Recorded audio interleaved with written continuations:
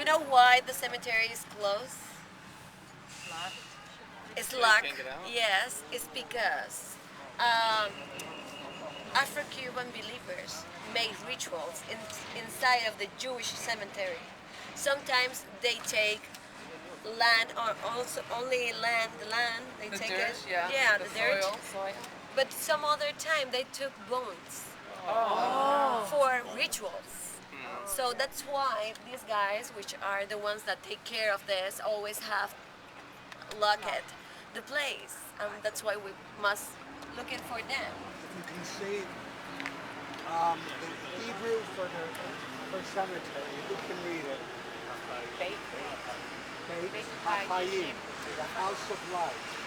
That's the Hebrew name for a cemetery. It's a euphemism, obviously, but the idea is, of course, the idea that when we enter here, we go on to a new part of our lives. So that's every Jewish cemetery is called a Beit Hayim. The house of Love or life? life? Life. He erected and founded. Why is that in English? It was because it was created by the United Hebrew Congregation, the first congregation created by North Americans. I mean, they were Americans that were here in Cuba since from the last period of the 19th century with the war, and some others come later because they had business in Cuba.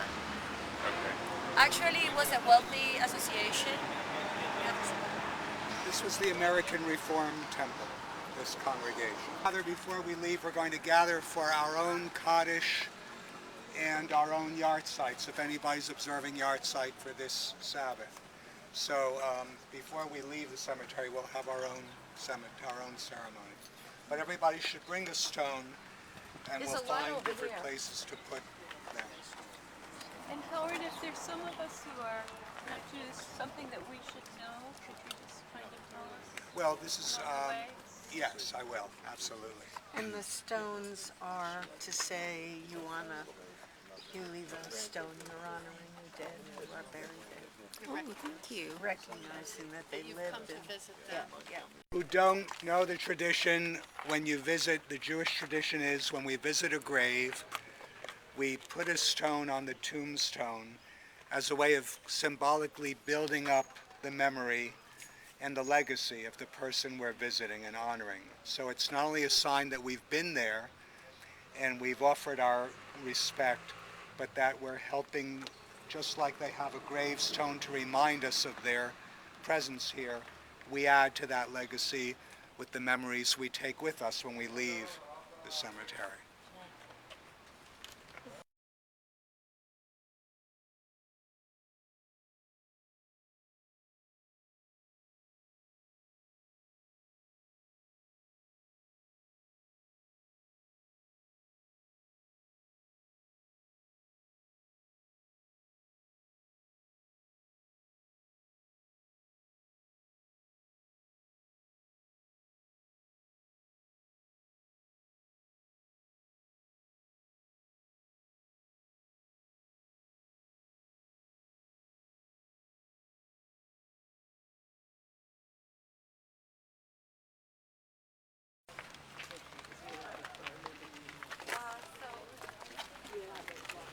I'm going to show you some typology, some terms that are interesting.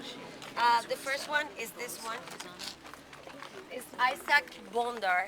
He was a Cuban Jewish that went to the States to study, and he became involved in the 50s in the Korea War. So he died in the 29th of May of 1952, and their fathers and brothers and sisters buried him here. And did you see the photograph? It's not. We don't have many photographs. The ones that we have were related with Jewish coming from Russia. Yeah, they did that. Yes, they did. They do that. So that's why we have it.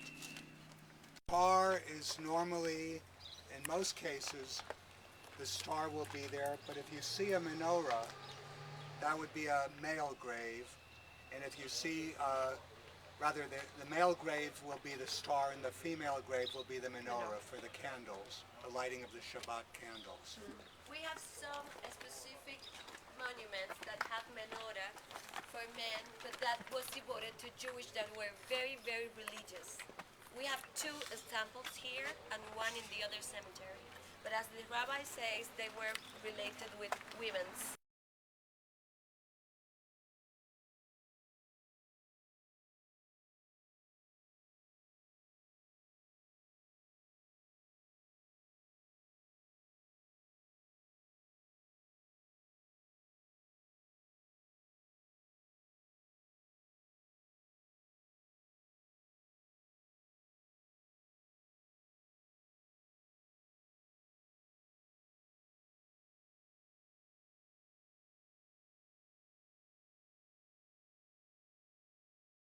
From here we can see it. So this one is the first grave.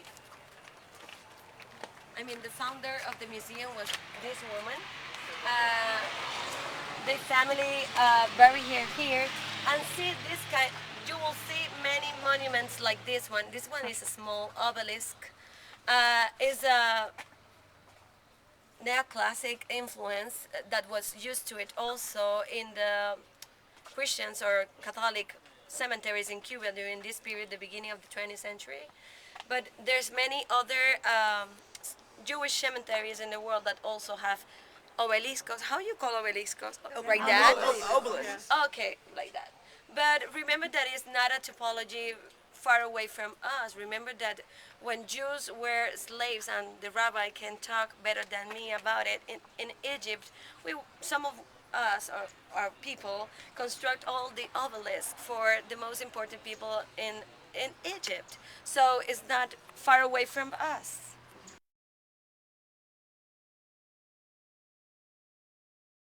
The Steinberg family, and he was the man that helped Jose Marti in the War of Independence. He was in Key West, and he was the one that made tried to look for contributions for the war in Cuba in 1995, in 1895.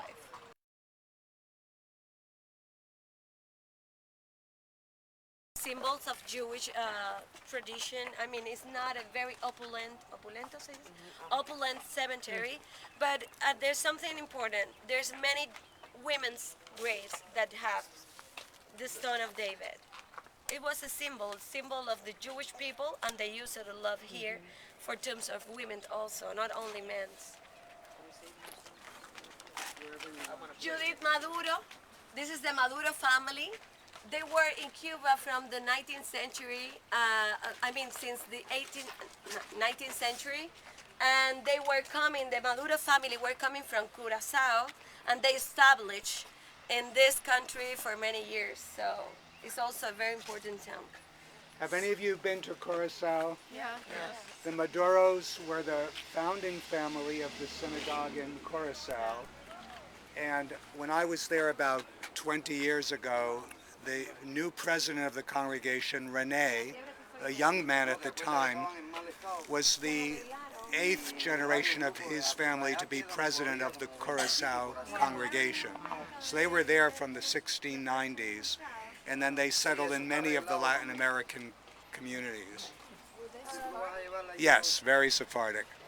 And they have a branch in Belgium too, the original. Why would they be here then? They established a branch in Cuba too.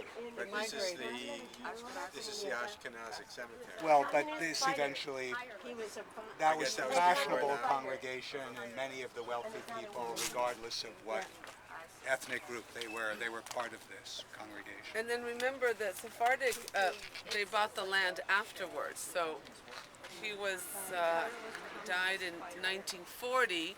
So The Sephardic in 1942, so that's Yeah, why they so are that- here. that's Actually, I exactly. have part of my family in this museum, in this cemetery, even when I am Sephardic. Because of that, I was telling Astrid before that when I was working here, making the whole research about every grave, there was a day that I was for that side, and I discovered tomb with the name of my mother, and I was so tired. It was, 12 p.m. I was tired. The sun was very heavy, and when I saw that, I sit on the floor and stay like, oh my God, what is this? And then I realized, of course, that it was the grave of my mothers. So that's why, because they were buried here before they had their own cemetery. So let's go to see the monument for the communists. The what? The communists. Why aren't some there's not in English on the tombstone? I'm surprised it's not in Spanish or Many are in English because they were Americans, part of them. Las arreglaste, me dijiste. Okay, let's talk about this also. This is very sad part of the museum or the cemetery. It's the part devoted to children. And if you see, the graves have the same year, 1926.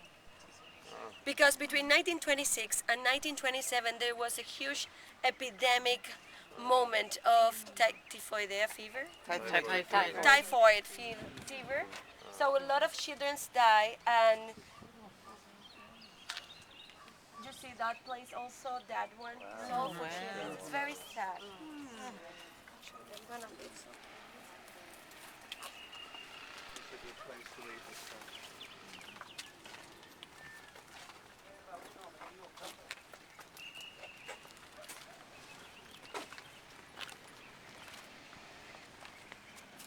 So the second mausoleum, we call mausoleum this kind of construction like Rosenberg and these ones.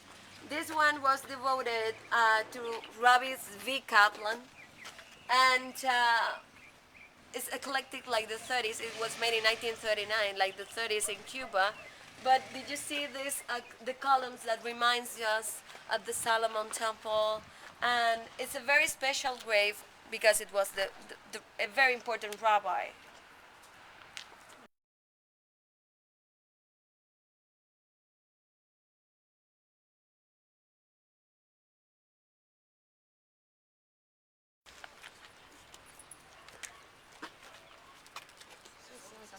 Several people. Lots of names.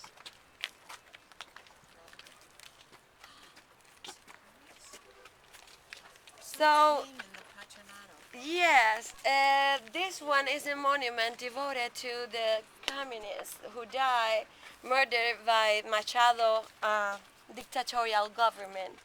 And this one is something important. The creation of the Communist Party in Cuba were made by 11 guys. 4 of them were Jewish. So we were very related. This grave, fortunately, was remodeled recently. It was in very bad shape, and it was remodeled recently. And you can see that many people comes and many people left some stone for them. Machado, I don't know if someone talked to you about the Machado government. It was one of the bad governments that we were having during the Republic period. He was the guy that when he discovered that someone was doing something against his government, he killed them. He killed a lot of people, a lot of very young people like these guys who were. You can see they were dying very young with 20s and 30s. They were very young, all of them. The communist tombstone is in Yiddish, not Hebrew, because they would not have used No, they were. because they were atheists. Yes, the communist influence comes to Cuba when after the first war, when the Ashkenazis start coming, the people from the West Europe, or East Europe. How is East Europe? Also, as I told you before, some influence from the graves made it by the Christians. Not only the sarcophagus, as I was telling you before. Also, did you see that the column broken and trunk? We say trunca. That's also a symbol very used when a life is when someone is dying very young. I mean, when a life is cut, when cut yeah, short, cut yeah, short. that's exactly The word in English is truncated. right. Yeah, It's trunca in Spanish, trun- so yeah, it's yeah, very that's- yeah, similar. Affiliated with religion now? You mean Orthodox? No, I'm not talking about Jewish. I'm Oh. talking about Cubans Cubans are not what? affiliated with religions. Yeah, actually, yeah. Yes? Even under communism. Yes. They were Even always. I can tell you that the major part of the population here, because of the syncretism, did you hear about it? I mean, we were a Catholic country, but now not anymore because of the syncretism. People are devoted to both. I don't know. They may. I didn't hear what this Okay, was. syncretism is when the slaves come to Cuba. Anyway, we're going to talk about this. Okay. We're going to talk about that when we get to Guanabacoa. So Museum. I'm just wondering how Yeah, there they're are buried members of if the they're not. National Assembly that are Babalaos, like the priests within the Afro-Cuban, specifically within Santeria. There are priests, so yeah, there is So no they're- discrimination. But they're buried, not cremated. That's a person's decision. Cremation here, it's not that expanded, so people tend to be buried in common graves. They do. Yeah. So the Geniza, I mean the place where we bury the Torahs that are not used anymore and all the objects from the ritual. I'm very happy to see it because they were telling me that they repaired this recently. It was in a very bad shape also. And they were telling me that the chumps of the children that we were seeing before were repaired recently by a group of people like you that make donations for the cemetery. So, thank you. You too. I'm very happy to see that they are very well done. 300 tumbas de niños chiquitos. 300 chumps. 300 what? If you want Chumps, to get this, children's this chumps. is the Geniza, 300 tombs. where the old Torah scrolls and prayer books would be buried, because you're not allowed to just dispose of those sacred objects because they have a life of their own. So every cemetery has a section where old, no longer usable scrolls or prayer books would be buried, and this is the one here. So there's another stone that we can see right there. Did you see the only one that have color? Like looks like a wall, a wall. You see it? yes. That's a beautiful tomb made by the couple, and it looks like a wall, and it's reminding the kotel, right? The what? The kotel. The hotel, the Western Wall. It was made by the husband because the first one to die was the woman. So he created this kind of representation, which is actually beautiful. It's not in a very good condition, and that place is not easy to walk through. But from here, you can see it actually pretty well, I think. Made it by the Catholics. Did you see the flowers in women's chums? There's some women's chums that were having this kind of flowers. There's some other. This one is interesting.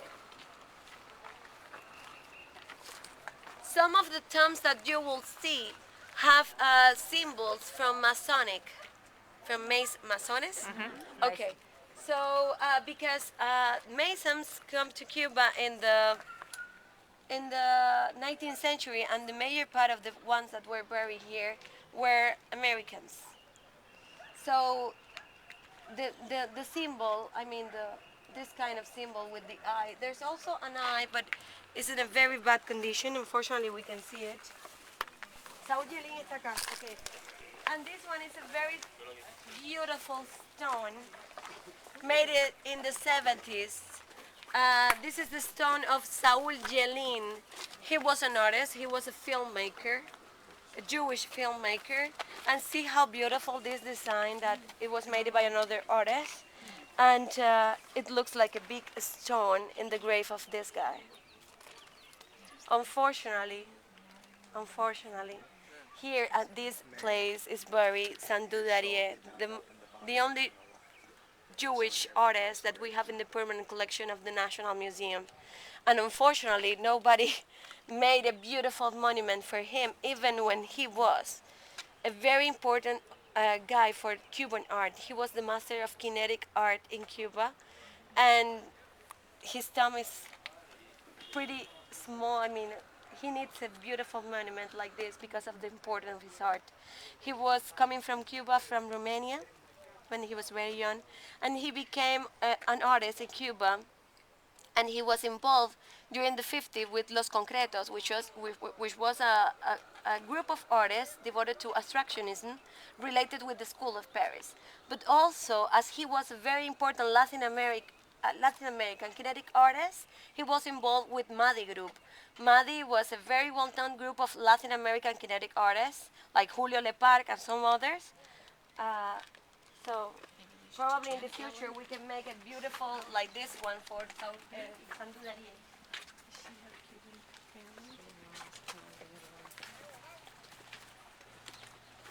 Fíjate que voy a enseñar cada día. So here you can see a kind of graves from the 50s where the most beautiful thing it was the simple lines. They were like rationalistic, like the movement, architecture movement. See, and the most beautiful is the simple lines and the material. Major part of them are in marble, or I don't know how to say granito in English. Granite. Well done.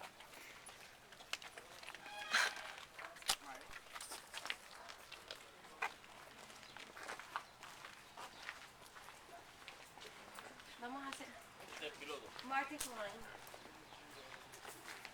El avión pintado. El avión. Eso lo tumbaron un vuelo de reconocimiento, se equivocaron. Pensando que había enemigo lo tumbaron. Esto fue como malanza, ¿verdad?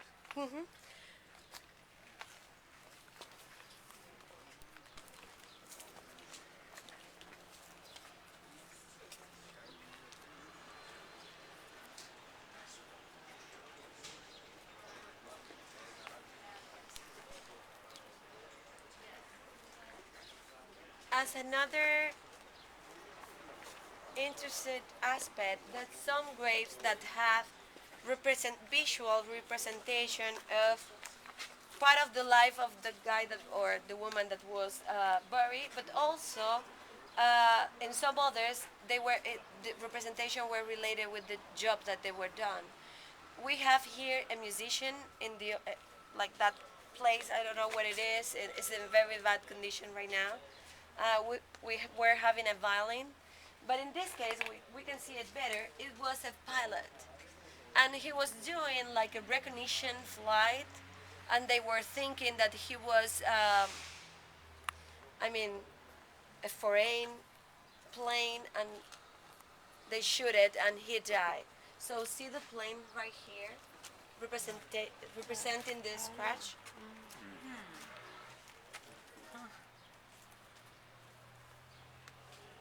There's a very interesting intermarriage here between a Sephardic and Ashkenazic. Aaron Espinoza Lefkowitz.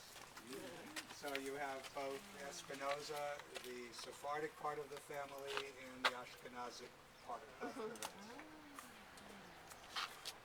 Another interesting thing is that even when we try to maintain the ritual inside, there's something interesting about the cemetery. The coins are not in other place, are here with the others, and also the suicides. We don't have a place devoted for them. For the suicides, and what was the first one? The coins. Kohanim, the priestly families, which would normally have either a separate section or their graves would be designated with the symbol of the blessing of the priests. If you ever see this on a gravestone, it's a Cohen family, descended from Aaron, Moses' brother. So very often a large Jewish cemetery will have a special place for those families. And yes, and suicides would often be at a corner of in the traditional, not in a modern Jewish cemetery, but in a traditional cemetery. So I'm currently here. So happy to have you. Yes, that's amazing. Intellectual of the Jewish community. He died recently, that's why he don't have a mitzvah. and his name is Jaime Saruski, and he was a very well-known Cuban writer. Want to let? I'm sorry, can you say that some of us? Okay. I was saying that this one is a very special grave. It was the recently death of Jaime Saruski, a Cuban writer. He was very well known, and he died almost 6 months ago or 7, something like that. That's why he don't have Matsiva. Remember that I was saying before some influence from the Catholic also. See like the column, they use also this kind of representation of the trunk Of the tree. Right. But see this one, which is very interesting, also have a stair representing an ascension to another life, a life after death. That's interesting too. And we used to have here where Ojeda.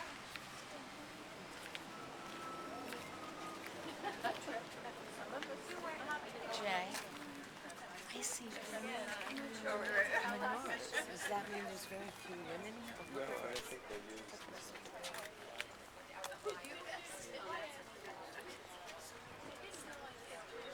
Espérate que voy a enseñar esto.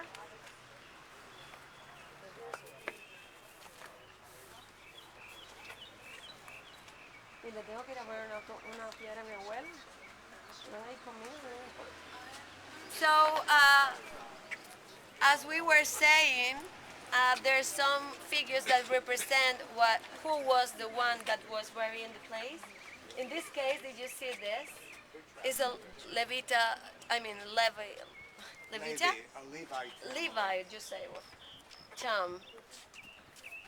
It's In the only the one we have tradition, here. the Levites were the ones who would wash The hands. hands and even the feet of the priests in the biblical times before this worship would begin, part of the Levites' role.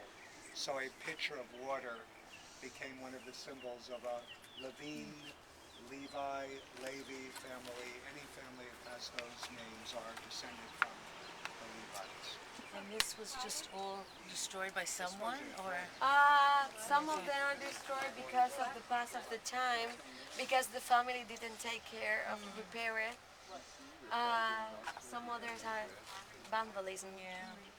Remember that I told you before? Yes, you did. When we start. Yes. So let's come this way. It's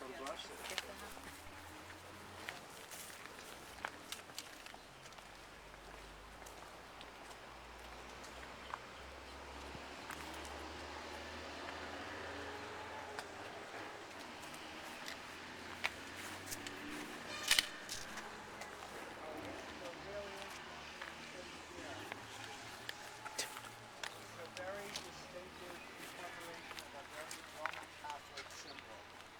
The Sacred Heart with the flame above the heart. I know how that got here. Probably was a Catholic artist who just thought, of course, you put that on a gravestone. Intermarriage. And I'm sure that they probably was too late. They already paid the bill. Have room for more people? Yeah, we have more space. Actually, right now I'm in shock. ¿Qué pasó con la tumba de mi abuela? ¿Qué le pasó al mármol que estaba acá? ¿Otra vuelta de atrás? ¿No? ¿Por qué está así? ¿Se lo robaron? A eso, bueno, bien. You see, hace años- we were talking about vandalism. That's what happens. Y hace años para eso que estaba... So someone took the marble. Plate there. This is the tomb of my grandmother. Oh, no. And I'm pretty worried right now because it was not like this. I don't know where is this part. Somebody took the marble off of grandmother's grave.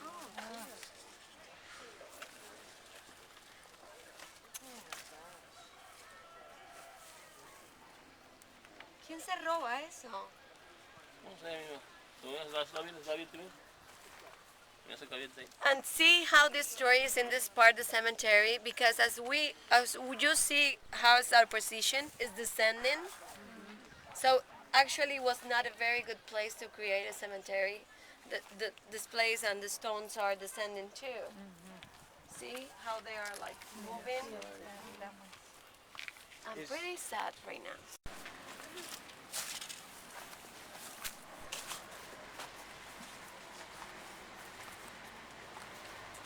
This is the tomb of Jose Miller, the one that was our president since years ago.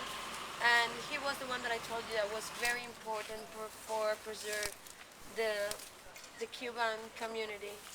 And he died in 2006, and after he died, Adela Dubois became our president. So I asked you to put it some stone because he was actually a very important person. Monument, and actually it was painted in 1947, and Cuba was the first country in this part of the world that put a monument for the Holocaust. Right now, in 1947, they create this one, and they also create the other one that is in the Sephardic Center, the other two that are in the Sephardic Center, remember? That I told you that there were two. And we have some others in Santa Clara, in Santiago de Cuba, and Cama Juanita. So, I think that we have also something here.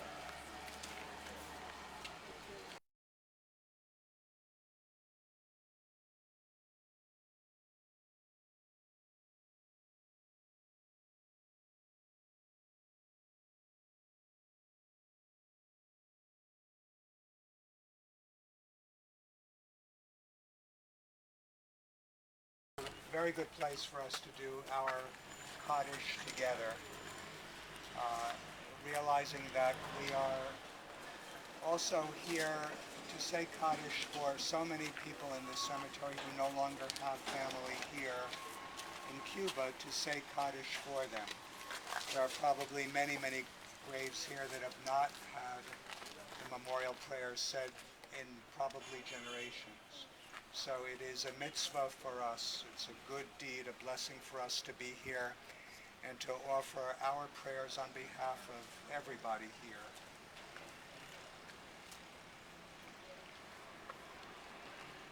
El mole rachamim, shochein bamromim, hamtzei menucha nechona, tachas al kanfei hashekhinah. O God, full of compassion, eternal Spirit of the universe, grant perfect rest in the shelter of your presence to all these dear ones who have entered eternity.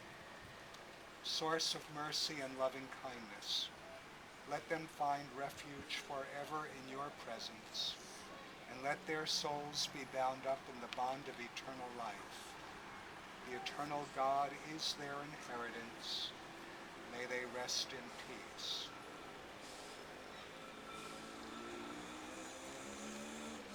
Our thoughts now turn to those who have departed this earth, our own loved ones, those whom our friends and neighbors have lost, the martyrs of our people, the 6 million who perished in the Shoah, and those of every race, every nation, and every faith, whose lives have been a blessing to humanity.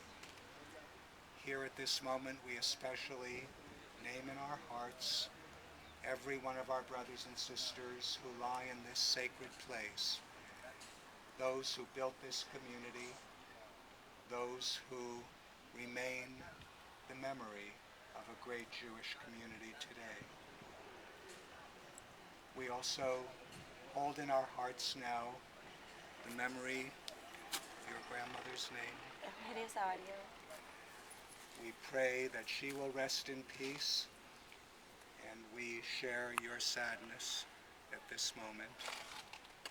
I know some of our temple family have yahrzeit anniversaries at this time. Would people like to share the names of those whose anniversaries were. Yes, my grandfather, Frank Bond, my grandmother, Ina Bond, and my aunt, Lorraine. My grandfather, Chris Edwards. My father, Joseph Sarah. My father, Frank Elliott Goldstein. My dad, Jerome Klotzman.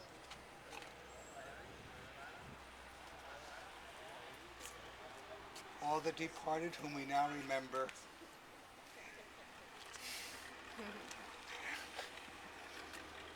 have entered into the peace of life eternal.